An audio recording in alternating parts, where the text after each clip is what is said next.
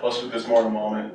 But I'll start out by saying I'm Peter Girard, as you heard. I work with Sea Change Conversations, and what I'm hoping we can deliver to you today is an unusual way to talk about climate change, ideally a way that you haven't heard much before. Before I dig into our presentation, obviously I want to thank Sonia for having us here and giving us this opportunity. This is something that we love to do. And thank you all for sharing your time with me tonight, but also this place. It's a really different experience when we talk about being stewards of these places that mean so much to us, to be immersed in environments like this that people care so much about. It makes an absolutely amazing difference to me. Before we dive into the conversation that we're about to have, the presentation I've got for you, I want to address three things that can get in the way of an honest conversation about climate change. These are things that my colleagues at Sea Change call the elephants that are in the room with us, and the first of those is that our climate is always changing. Earth's climate has always changed. It will continue to always change.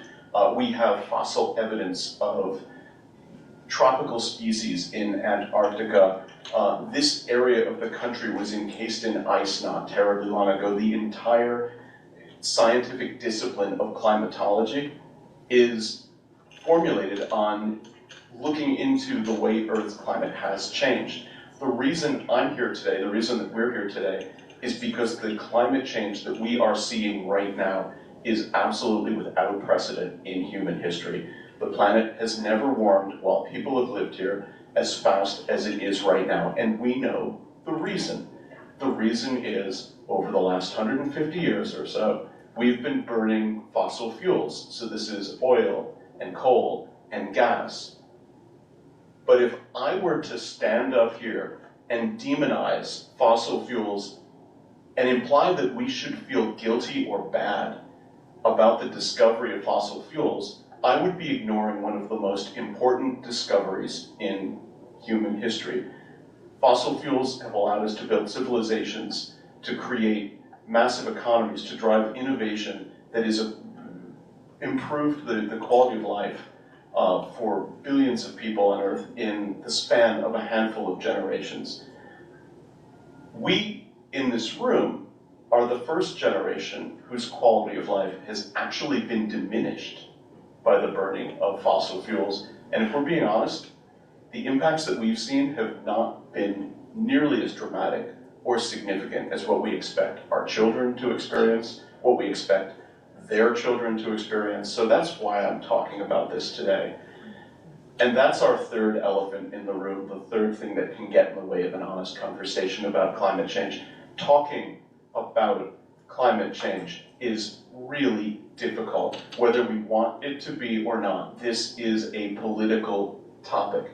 And it always was, right? This is something that has always divided Democrats and Republicans, left, right, progressives, conservative, right? That's actually wrong. As recently, and maybe some of you remember this, as 2008, does anyone remember Newt Gingrich and Nancy Pelosi sitting on a love seat, talking about, despite their differences, climate change was something they could work together on? In that same year, that was an election year, you had Barack Obama and John McCain both thinking it was important to have climate change as part of their messaging, as part of their core platforms. It was McCain's platform to propose that clean energy was going to specifically address climate change, also air quality, also American energy independence, and there wasn't much daylight between him and his opponent. And the sitting president, they were succeeding, or were running to succeed, during every one of George W. Bush's 8 years in office. Congress had delivered to it bills, bipartisan bills, specifically aimed to protect Americans from the impacts of climate change. So this was an issue that crossed the aisle. Nobody made a big deal about it. So what happened? How did we get here? And if I knew the answer to that and had a really quick thing to deliver, I'd tell you. But there's a really good example of how this kind of division, this kind of polarization shows up. And around the same time In 2007, the Nobel Peace Prize goes to a film called Inconvenient Truth. Now, this is a widely distributed film about climate change. It addresses the science, it addresses the impacts, and it reaches millions of people. And what could be expected to unify large, broad audiences has an unintended consequence.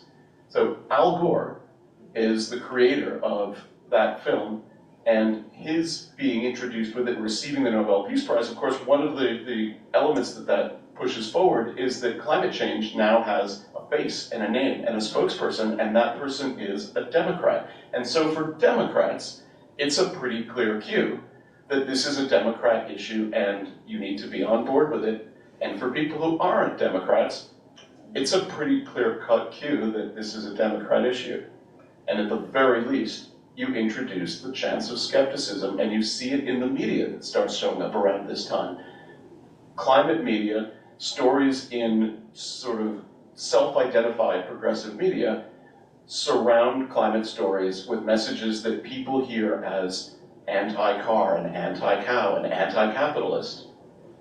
And media on the other side surround climate discovery or climate information with government overreach, alarmism, concerns about regulation blunting the economy.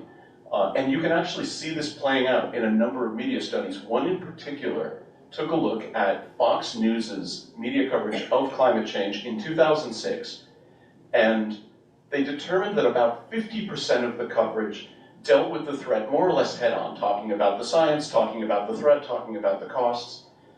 3 years later, the same methodology is applied, and 90% of the content hoax.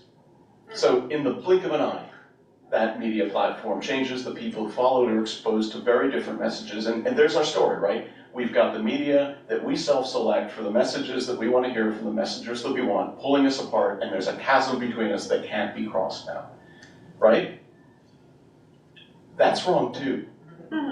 Poll after poll after poll shows that no matter how you divide us up, Democrats, Republicans, Independents, when you ask us about whether we care about climate change, understand climate change, want solutions to climate change, want our government to lead those solutions, the majority says yes every single time. Where we're divided, where you see really bitter arguments, are what those solutions are and how important are they? How do we prioritize climate change? My colleagues at Sea Change have a really interesting approach to this, something that in some ways takes the politics and takes some of the emotion out of this issue, and that is to look at what we know about climate change the way a business would look at risk. And so that's along 3 dimensions. 1, what's the likelihood? What are the chances of the risks actually coming to fruition and affecting us? 2, what are the losses that we're talking about? How bad is it? What do we stand to lose? And 3, what investment are we being asked to make? What's this going to cost us to avoid these risks? This isn't just arcane business speak. I mean, this is a logical way that a lot of people approach risk in their lives, on a day-to-day basis. If this sounds like a logical way to go forward, that's how I'm going to organize today's presentation. Oh. Perfect. We're just getting ready to advance the slides here.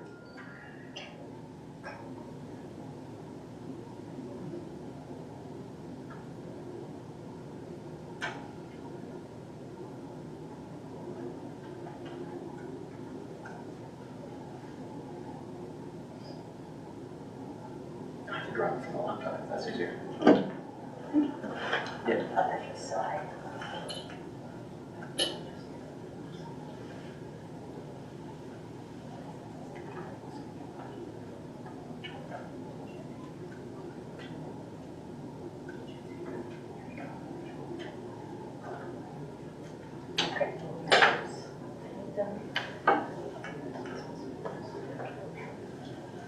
Perfect. Thank you so much.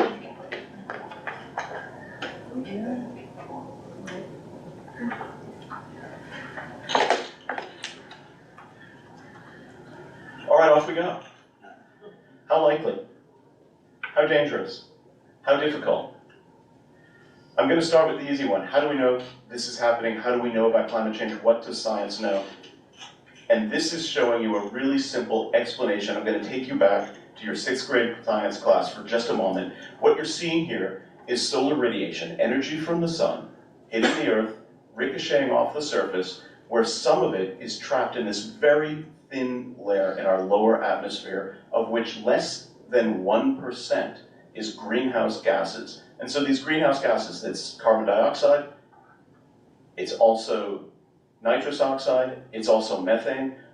Water vapor is a greenhouse gas, and we need greenhouse gases because without them, Earth would freeze.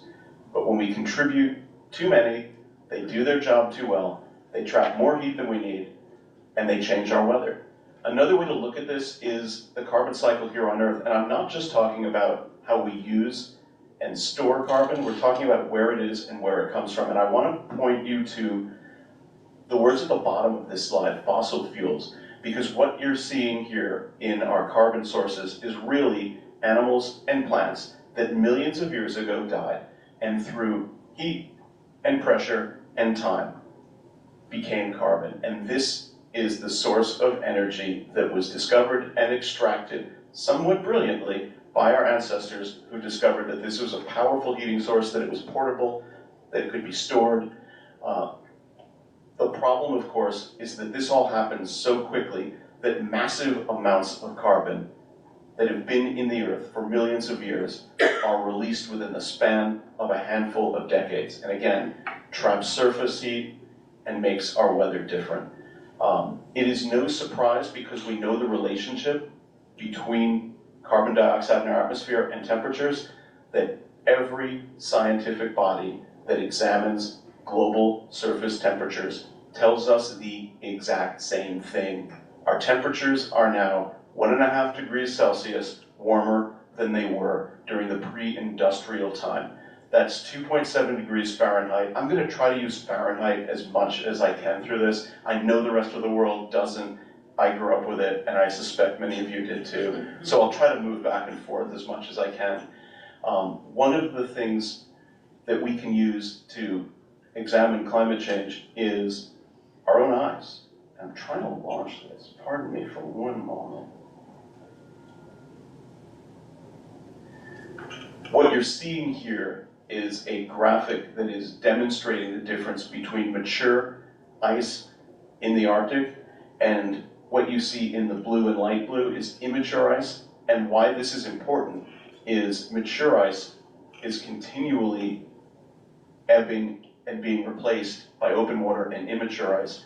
That white ice, that mature ice, it reflects solar energy. The darker elements on this screen absorb it, and that creates a feedback loop where the heat from the sun accumulates and continues this effect on Earth. Another way that science understands that it is fossil fuels that are contributing to carbon dioxide to our atmosphere that are changing our weather is that we understand where different sources of carbon come from. They have different atomic fingerprints, and we can tell the difference between very old sources, which is to say sources that come from fossil fuels, and relatively new sources. So for example, forest fires that are burning living organisms that have active carbon-14 in them. Another area of science that's worth studying here and worth reminding ourselves about to give us a sense of what science knows and understands. This is paleontology, and this guy is looking at an ice core sample that could go back as far as 800,000 years, and within these cores are bubbles in which you can measure carbon dioxide levels. So he can look essentially 500,000 years into the past before human beings existed to see what our CO2 levels were. And what you're seeing is unprecedented. This is a line chart showing the last 800,000 years, and you can see these relatively natural cycles showing the differences between periods of cold and periods of warming. And you're seeing CO2 levels in our atmosphere fluctuate between about 150 parts per million and about 300 parts per million. until about 1910, when we break out of this natural cycle, and it starts to soar up so fast that it's hard to demonstrate in a line chart. We are today around 430 parts per million. It is anticipated that if we do not cut carbon dioxide emissions, we will near 1,000 parts per million by the end of this century. So how dangerous is this? I think we've got a pretty good sense that modern science understands our climate very, very well. This is an intensely studied area. There are really very few controversies here. To talk about these impacts, I want to talk about this slide a little bit because this is going to give you a human look at the last 20,000 years. So your gold line, that's global surface temperature. You're seeing a temperature range, which is our y-axis, going up and down between about 7 degrees cooler to about 10 degrees warmer, again Fahrenheit. And you can see here that at the beginning of our chart, we're in an ice age. Humanity's in an ice age. Much of this planet is uninhabitable, and that persists for about 10,000 years as our climate starts to steady itself. But it does steady itself. It does reach this point of near equilibrium around 10,000 years ago. We hit a sort of sweet spot, and that sweet spot is about 60 degrees Fahrenheit. So that takes into account seasonal extremes and regional extremes, but with all the data floated into it, it's about 60 degrees Fahrenheit. This is the sweet spot where cultures emerge, where civilization starts to take root, where we and the animals and the plants that co-evolved with us begin to thrive. It is a really narrow sweet spot. So if you can see the little hill about 1,000 years ago, this is the medieval warming period, and this is when you have Vikings growing vegetables in Greenland. That period is about 1.5 degrees Fahrenheit warmer than this sweet spot, than this sort of current epoch. Now, right after that, you can see it drop a bit, and you see that jagged area. It lasts about 500 years. You're looking at the Little Ice Age, and this is a period where you see glaciers expand, you see agriculture shrink, you see regional conflicts and wars and disruption that essentially stalls in many areas the kind of progress that you see in the time before. Also about 1.5 degrees Fahrenheit cooler than this sweet spot, than this norm. That small change can have immense effects on how humans experience life on our planet. As you probably know, we are almost double that range. We're nearing 3 degrees Fahrenheit away from our sweet spot. We're expecting to see at the end of our climate action of this epoch that's caused by our emissions, somewhere between a 4 or 5 degree and as much as an 8 to 10 degree increase in global surface temperatures away from that sweet spot.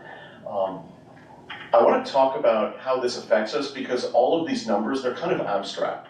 So I want to focus now on what it means for us in our lives personally, and I want to focus on 3 lenses to view these impacts through: jobs and the economy, health and personal safety and security, and geopolitical stability, which is essentially national security. Does anyone know why I'm using these lenses to evaluate what these effects are?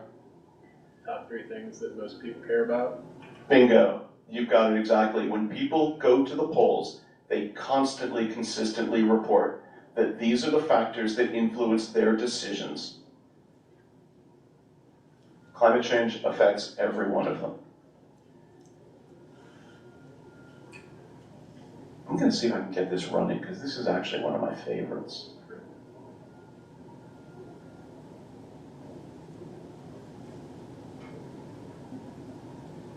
And unfortunately, I can't get the animation running, but what this is telling you and what this can show you, and I'll be able to provide this to you afterward, there is a global heat map that tracks temperatures across the globe, showing that after a period of time, beginning in the 1800s, of relative cool temperatures, they absolutely soar into the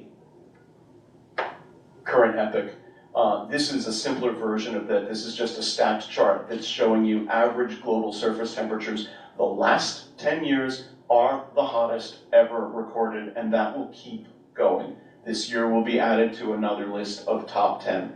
For the most part, every year is part of this hottest group of 10 years ever recorded.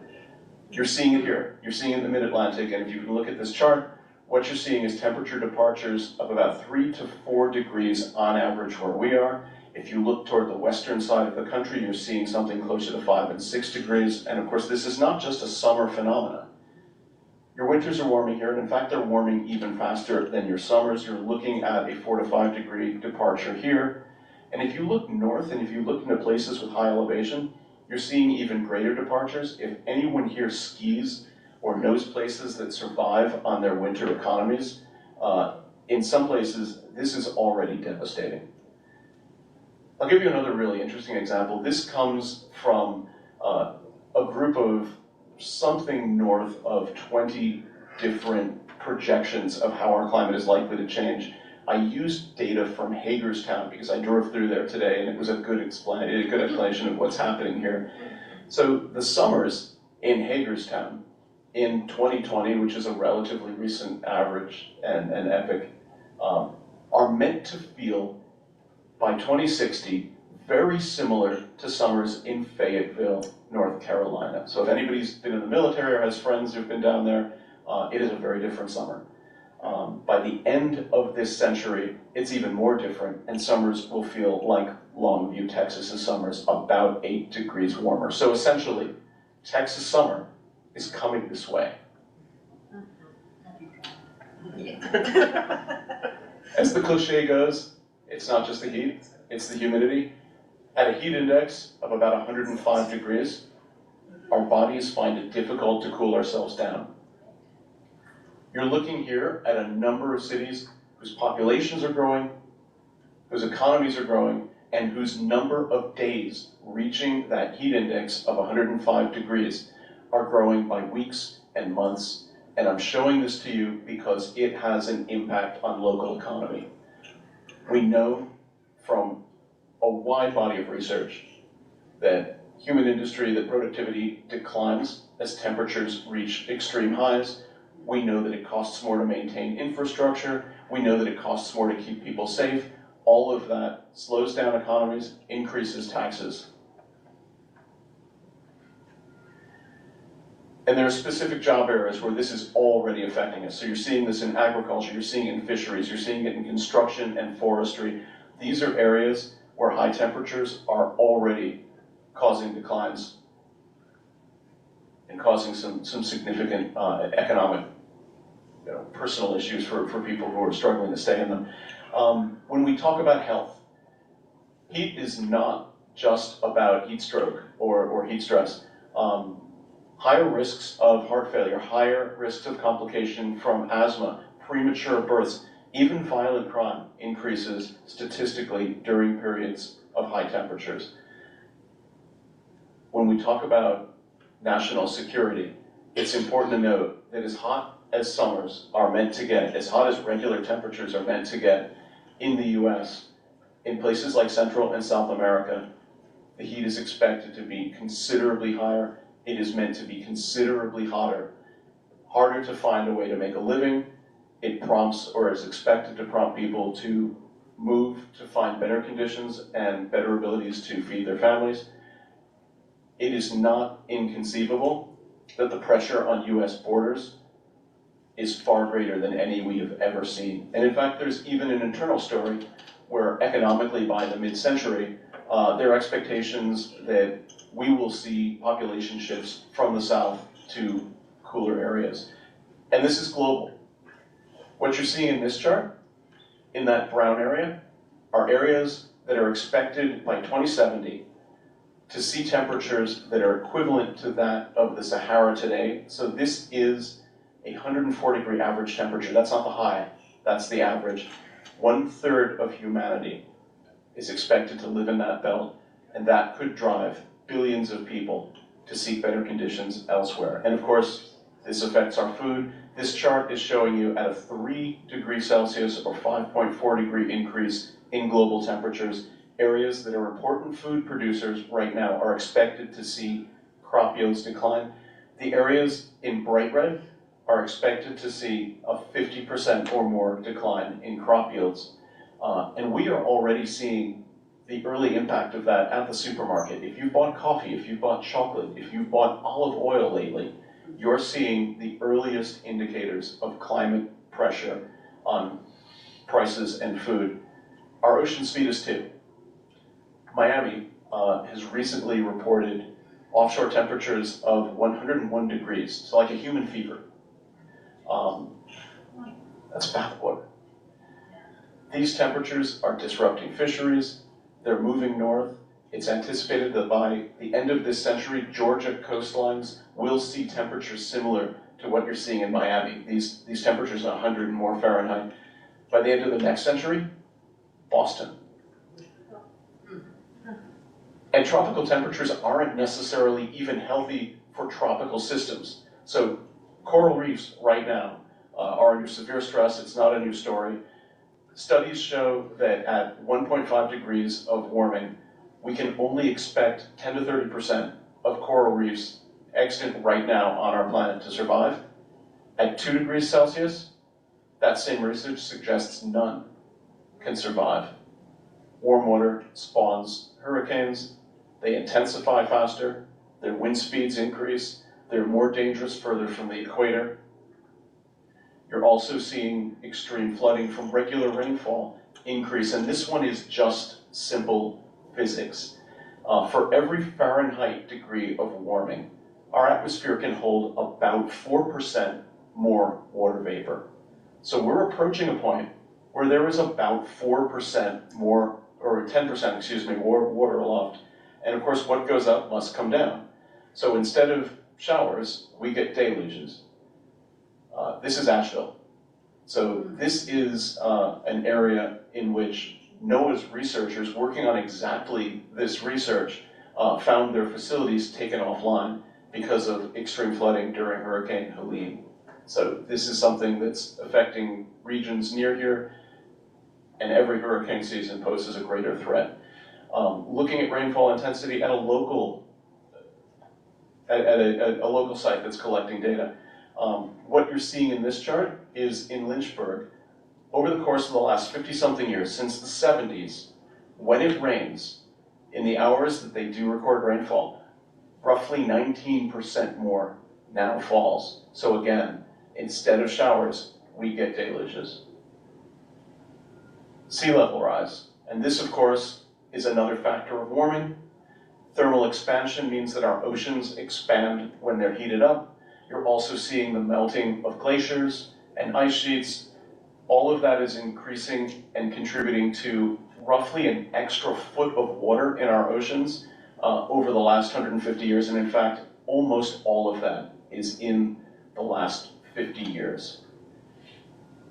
When we talk about sea level rise, we're talking about property risk here in this context. And what you're seeing is a diagram from Climate Central that is showing you in 2050 the extent of a storm that can be expected approximately once every year. So this is pretty much the worst storm of the year. It's a nor'easter or a hurricane, and the areas you see shaded in red are under the waterline.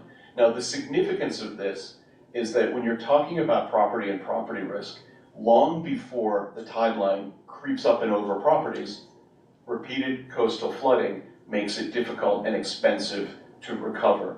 And it's not just the beachside properties that sustain local communities, it's infrastructure. It's everything from roadways and railroads and power plants. Again, exposed to repeated flooding, it becomes very difficult to maintain these. Climate change has been called an amplifier of virtually every negative aspect of human health. It's been called one of the most significant health risks in the world today, not because it introduces anything new, but because it makes things that we're suffering from worse because of a number of factors. Those factors include things like longer seasons and more intense seasons for vectors. Think mosquitoes, ticks, fleas. That means that you've got everything from Zika to West West Nile to malaria, which is starting to show up in the United States, becoming more common. Anybody here with seasonal allergies is feeling this too. It's not just because the growing season is longer and pollination is taking longer, but additional CO2 in our atmosphere actually increases pollination. If you suffer from asthma, this increases your risk of an attack. And of course, wildfire seasons. The season is expanding not just in the West, but in the South, in the East, and obviously a community in the path of a wildfire is looking at devastation, but as I think probably everyone in this room has been exposed to recently, thousands of miles downwind from fires, you're exposed to air with unhealthy levels of particulates. Again, this can affect anybody with respiratory conditions, and I honestly, I think probably everyone in this room has breathed wildfire smoke this summer.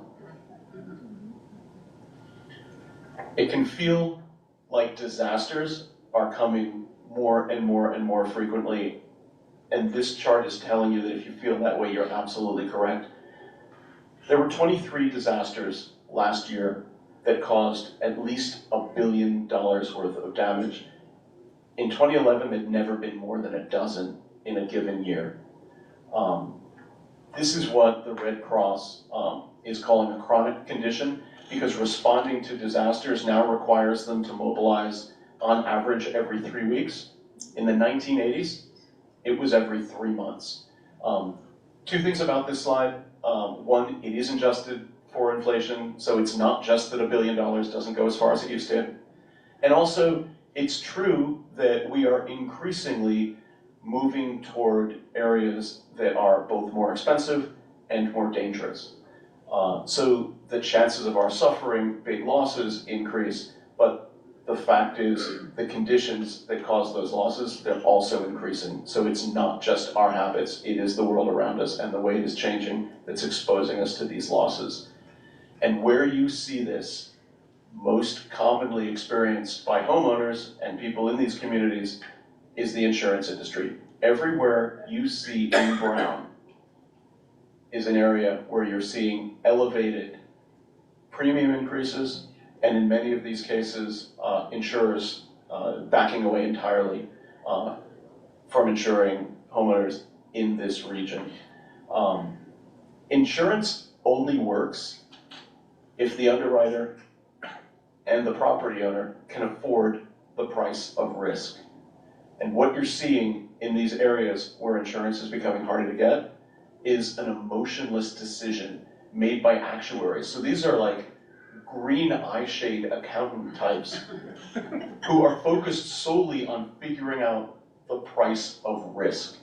And the decisions they make, they expand way beyond insurance, right? This is affecting everything from the lending and mortgage industry, it's affecting home prices, it's affecting bond markets. This is a quote from the investment CEO of Alliance. This is the largest insurer in the world, and the gist of this is that the insurance industry does not believe that climate risk is fully factored into the economic sort of prices that are driving markets today. This is from S&P Global, and this is showing you all of the other sectors that have billions in climate risk, potentially. This is utilities, it's the energy sector, it's everything from industry to healthcare. This is a significant risk, and the climate scenario here is a relatively minor one. BlackRock looked at local GDP and found that large sectors of the East and South and Midwest can expect economies expressly because of climate risk to stagnate or decline roughly 50 years from now. Deloitte is the biggest professional services company in the world, and their estimate of the added up total GDP loss by the time we hit 2070 annually hits something like $1.5 trillion. That is 4% of the US economy. I'm showing you this not to give you a parade of depressing stats, but to show you the kinds of voices that are raising these concerns. Because for the most part, most people would agree that these are authoritative and reliable. Most prudent people, if they got financial warnings from organizations like this, would heed them. And climate change is constantly asking us who to listen to, who to trust, who's an expert, who's an authority. One way of approaching this is to think about prudence and what a prudent person would do given the choice of who to take advice from. That stuff's all kind of depressing. You would be forgiven for thinking that was just a kind of parade of just bummer information. When I talk about what is brewing in terms of solutions, what we can do, and the status of the world as we work towards solutions, I think it's going to become significantly more positive for you. First and foremost, the whole way we think about climate change and investment is changing. It used to be considered, at least economically, a problem that was so far off, far away both in time and space, that future generations could deal with it, and it was more prudent for us to deal with the costs that we incur today in the course of running a regular economy. We are today experiencing significant financial downsides because of climate change, and that is changing how we prioritize investment. We're paying these costs as consumers, as investors, as taxpayers. We are paying $17 million to build New Orleans a seawall. We're paying $68 million to build one for Houston. So the cost of living in our high carbon, high risk world is increasing. Meanwhile, the cost of living in a lower risk, lower carbon world, that's decreasing. And I want to talk about what I mean when I say a lower carbon world, because it starts with the energy sector. The energy sector contributes something like 3/4 of the emissions that we would need to cut in order to address global warming. And there are a number of areas where we're seeing progress. I'm going to give you what I think to many people is a sort of surprising one, natural gas, which many people praise as a bridge fuel to essentially a cleaner burning, low carbon economy, because it contributes roughly half of the carbon to the atmosphere that the coal equivalent burning energy would.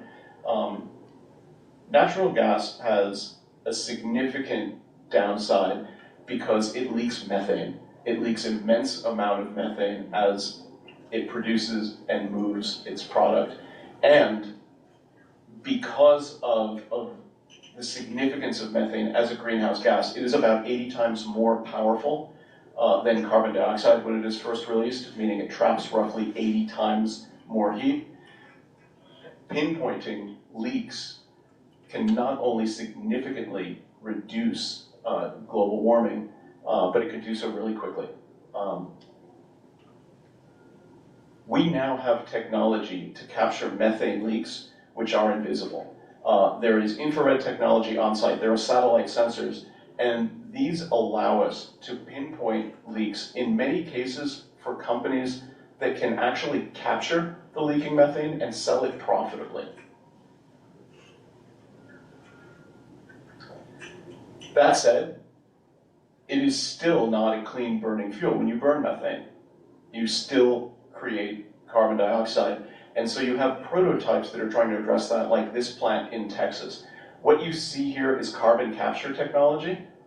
So these are essentially smokestack technologies that capture all of the carbon dioxide burned by this plant, which means it operates on natural gas, but essentially runs on a net zero basis.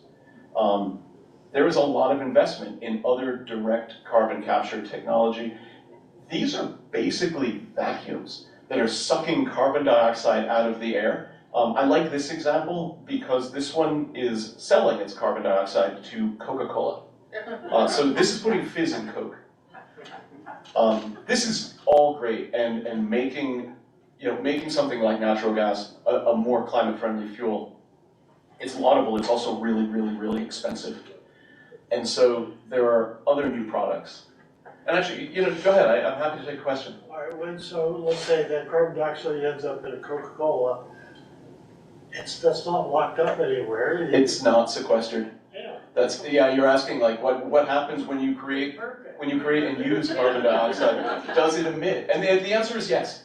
Yes, it does. But at least in this case, you're not creating a new source. But yeah, it doesn't go away. It's not sequestered. There is sequestration technology and investment in that. It is part of long-term climate plans. It's part of the Paris Accord. And it's an area where you're seeing investment and, honestly, probably slow progress. But it's a fair question. No, it's still there. It doesn't go away. Other new fuel sources, clean energy, non-fossil fuel sources, are also seeing significant investment. This is a small modular reactor. This is a nuclear reactor that can be delivered on a truck to a data center or to a manufacturing facility on site. Sea Change's founder thinks these are cute. I don't know if you agree. But there's a significant advance in nuclear technology that is intended to make it safer and cleaner, portable, and play a bigger role in our energy future. This is geothermal. So this is essentially using the heat of the earth to generate electricity or directly for heat. The technology being used to tap into this heat, it was developed for fracking and for deep well drilling. Did the cute thing that you showed, does that mean that data centers could be smaller? Does it mean if data centers are smaller if you've got something like a small modular reaction on site? The honest answer is I don't know. In some ways, it's possible they could be bigger. What this does is power them. So in a sense, you've got them running on a source of power that doesn't have a carbon emission footprint. But the honest answer is I don't know that it affects the data centers themselves. One of the big discussions about data centers is that I'll call it electricity, whatever. It is, that's required to run them. And if that would reduce that need. It would, absolutely. I mean, you would need it. And it would remove the need for power lines. What about the waste? Is there any waste difference in this system? There are technologies that are meant to make the waste more manageable and safer. There are different fuels. Thorium instead of uranium is one of the industry solutions that's being proposed to make this a more environmentally stable and sensitive way to create electricity. I don't know that it's in practice and being deployed yet, but that is certainly an area where you're seeing technological investigation. Well, my question was kind of the same. I wanted to know what's going to happen to waste. The answer is there is still waste. There are explorations that are attempting to make it easier and safer to manage, but again, you're not wrong. It still exists. Fusion. So when we're talking about nuclear energy, we're talking about fission. This is fusion. This is, in most people's esteem, kind of deep on the horizon. This is effectively what powers stars. There are advances in AI, in magnet technology, that are making this a more realistic near-term energy option. Microsoft and Google have both signed power purchase agreements for the 2030s for fusion-generated electricity. That doesn't mean it's coming, but they are placing a bet that this is a technology that isn't centuries away or decades away as we once thought it was. They're still in the research. Where is it being done? Where is it? Both private and public. Actually, really interesting. I just spoke at another venue earlier today, and I randomly ran into a fusion researcher who was a head of a program at Oxford. And frankly, I hope I'm not telling tales out of school, one of the things he mentioned was 2030 is probably ambitious. Mm-hmm. But it is an area of continued research and both private and public investment. These new fuels are great. Renewables, as we know them, will still be more impactful in the near future energy mix. And the reason for that is they are really cheap and really abundant. So I'm talking, certainly you see you see hydropower in here, but I'm talking mostly about wind and solar. When I say really cheap, and forgive this slide because it's a bit of an eye test, but what you're seeing in that leftmost column is utility solar dropping in price from a point where it is roughly 400% more expensive to generate electricity with than the global average of fossil fuel sources, dropping to a point where it is approaching 60% cheaper. And then all the way on the other side, that's offshore wind. Between 2010 and 2023, it drops almost 70%. What's even more interesting, and it's not shown in this chart, is how much further it's expected to drop.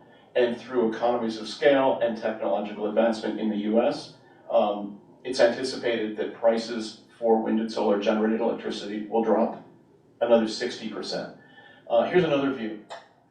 This is solar cost projected out to 2023, or excuse me, 2035, so into the future. Solar is our cheapest source of electricity, and it's only getting cheaper. Saudi Arabia is on track to get 50% of its electricity from renewables, primarily solar, by 2030. And China is building that. Yes. Thank you for the China question. You're about to see a payoff. It's not a question, it's China is building. Yep, you're about to see exactly that payoff. The world is approaching that threshold that Saudi Arabia is aiming for, and that is 50% of its electricity generated by renewables. That means it's the cheapest source of electricity in the three biggest emitting nations, so that's China, the US, and India. That's 1, 2, 3, us in order. 80% around the world of new electricity to come online comes from non-fossil fuel sources. In the US, it's more than 90%. Part of this is because that's what most of the projects that are in the queue are based on. But it is also just economically, without question, the easiest, best way to produce new power for the US grid. Global investment is following this transition, as you would expect. There's roughly twice as much investment globally in clean energy as there is in fossil fuels. This is a chart from IEA. This is the organization that was formed in the 1970s in response to the gas crisis to essentially make sure that the future would be insulated from political and economic fluctuations that were affecting consumers. And what you're getting from here is that the more the world invests in clean technology, specifically renewables, the lower our personal household electricity bills will be. You're seeing some of this payoff. This is Texas after Russia invaded the Ukraine and energy prices shot up. Texas estimated that its renewable sector saved it $11 billion. Other states are running substantially on their renewables. So Iowa, South Dakota, Kansas, they're all generating roughly half or more of the electricity they need from domestic sources, from in-state sources. Anyone know the state that produces the most renewable electricity? West Virginia. It's not West Virginia, but I heard Texas. Texas produces twice as much renewable electricity as California. Texas is the undisputed renewable energy king. This is an unregulated state. It is not creating wind and solar electricity for political reasons. It's doing it because it's really good business. So ERCOT, the organization that runs Texas's grid, estimates that on windy and sunny days, 75% of Texas's need is fulfilled by wind and solar alone. That's the equivalent of the 8th largest economy on the planet running on sunshine and wind. There are a number of really interesting novel ways that you're seeing these renewables used. At the lower left, this is a turbine at the end of the runway It's essentially capturing jet exhaust. It's capturing turbulence and turning it into electricity. Above that, that's a car park where you're seeing shade and rain protection for cars. I was distracted because this is actually, I'm not sure where this picture is from, but I was at JFK Airport recently, and if you leave a car in long-term parking, you're leaving it under a solar shield. It's essentially a power plant. Next to that, these are solar blankets, balcony blankets. They can be plugged directly into your home's electricity source. They're very popular in Europe. This happens to be in Utah. Next to that, agrivoltaics. So that's the combination of solar and farming. These sheep are staying cool and happy underneath what is effectively a power plant. Same for the aqueduct in that lower corner. So this is solar panels that are preventing evaporation, they're protecting the water supply, and they're also generating electricity. Batteries and storage. This is an area that is completely revolutionizing the space because it's enabling renewables to contribute more to the grid and also contribute more when it's needed. So you used to have explanations of something called the duck curve, which said that when the wind and sun are most likely to generate electricity, it tends not to be when people need it most. Having battery power completely addresses that and makes that really an argument of the past. Jobs. Everywhere these new energy sources go, jobs are created. Here's a problem. We're creating lots of new electricity. We're also using lots and lots of new electricity. Data centers are part of it. AI is part of it. EVs are part of it. Supply and demand is not the only story with electricity prices going up, but it is a meaningful part of it. And there are a number of contributing factors. One of the things that's worth noting as we look at the projected electricity demand is that the fastest way to meet it is with solar and wind. There is nothing that can bring new electricity to the market with anywhere near the speed and economic sense that wind and sun can deliver. It's possible that other power sources can contribute in some way, but not for quite a while. Cleaning up the US power grid is another way that you can identify a massive set of solutions. This is not technically the US grid, but what you're seeing here is this balkanized view of power systems often run by independent operators across the US that are not connected. It's worth noting that more than half of the electricity that we produce is lost in transmission and distribution. We have to produce twice the amount of power we use because this grid and the technology beneath it is ineffective and inefficient. We're also facing a significant external challenge from China. China spends more on research and development in energy than the US and the UK and the EU combined. That means you've got an economy that is essentially becoming the first electrostate, and that positions China to not only dominate in the use of electricity and the use of these renewable decarbonized sources, but also to sell them. Here's some really interesting examples of Chinese innovation, and of course this was an area where the US was the undisputed leader not terribly long ago. What you're seeing on the left, that is the world's first ocean solar plant. This exists. This is actually generating electricity right now.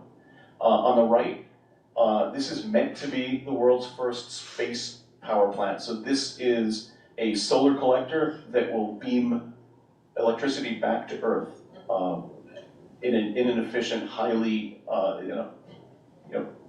massively and highly efficient way. EVs are another area where you're seeing Chinese domination. I'm sure everybody here recognizes this car. This is a BYD Seagull. If anybody read the New York Times last week, you actually saw this car featured. along near a couple of other BYD cars.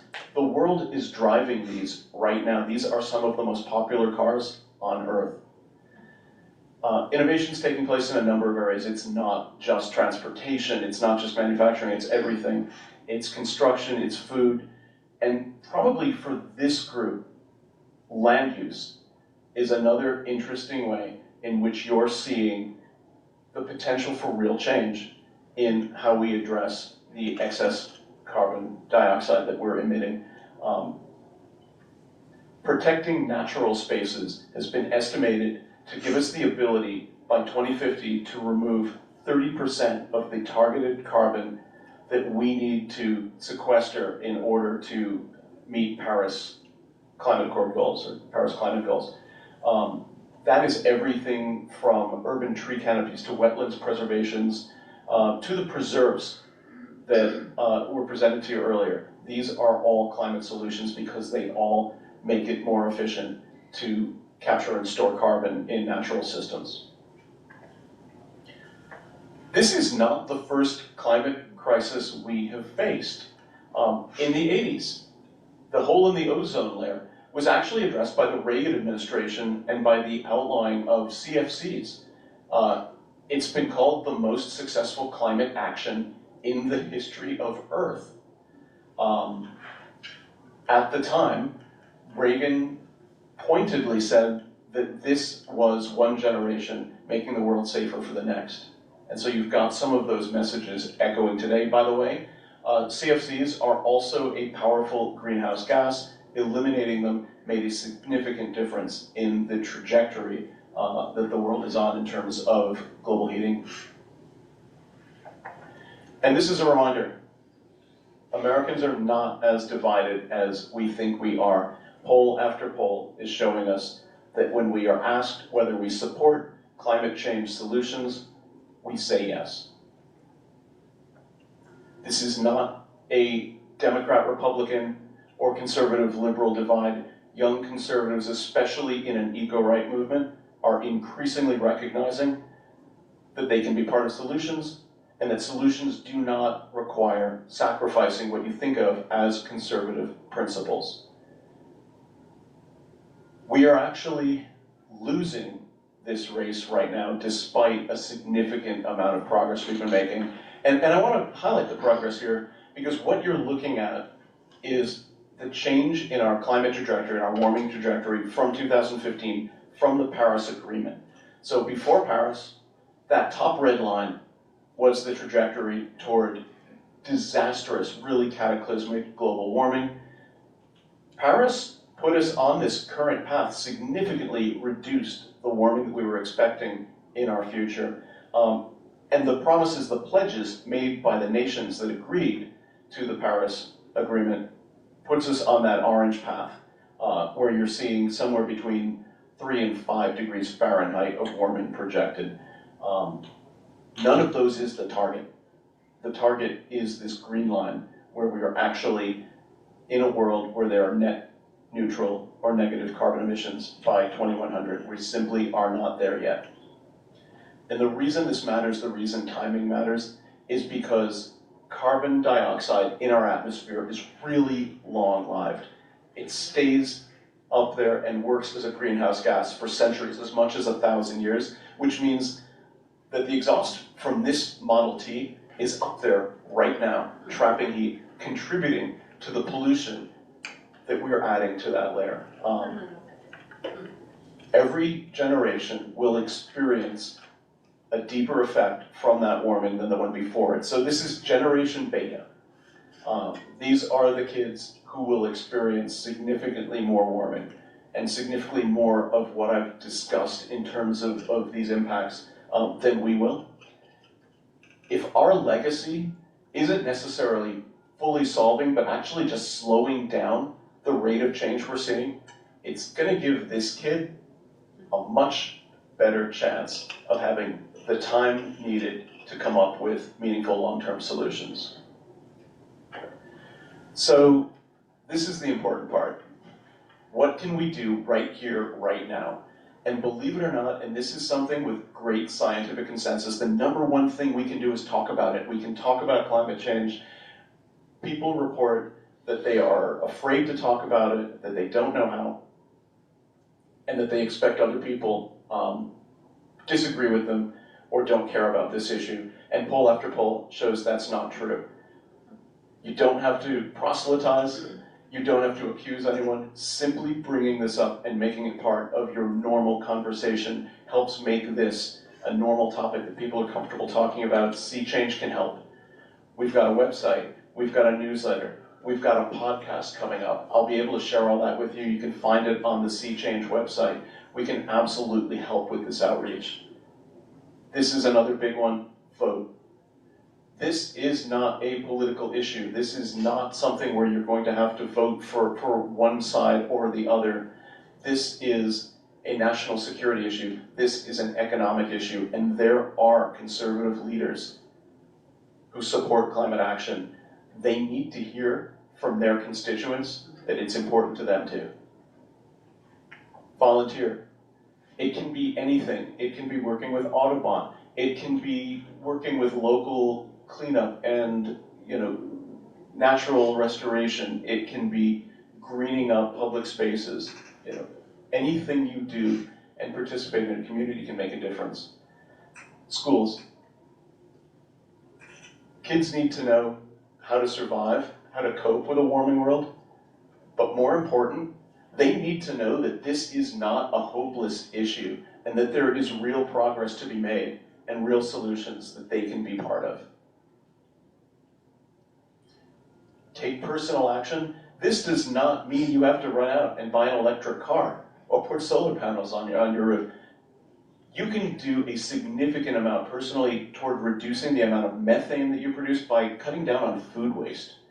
Little things make a massive difference. So now it's up to us. We are, in this room, the first generation to understand the science of climate change. We're the first generation to understand how climate change is affecting us. We're the first ones to understand how it's affecting the generations that come after us. We're the first ones who actually understand and have the tools and the technology and the capacity to enact solutions. So what happens now? It's absolutely up to us. Ladies and gentlemen, you just passed an immense test. This was a really deep and long presentation. Thank you all so much for staying with me.